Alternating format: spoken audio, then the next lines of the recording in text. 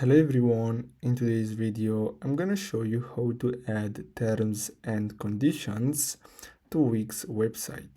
So basically there are two ways to do that. The first one is to simply create a new page, a blank page, and then simply add, so you're gonna have to simply add a text element, and then you're gonna have to choose paragraphs, and you can simply add your terms and conditions and so people can view them, and then you can simply scroll down, and here at the bottom at the footer you can simply add a text, and as you can see something similar to this, and then you're going to be able to link to it. So link here, and you can simply select the page that you just created for terms and conditions, and whenever someone clicks here at the bottom for terms and conditions, they're gonna get redirected to that page where they can see the terms and conditions. So basically that's all you have to do.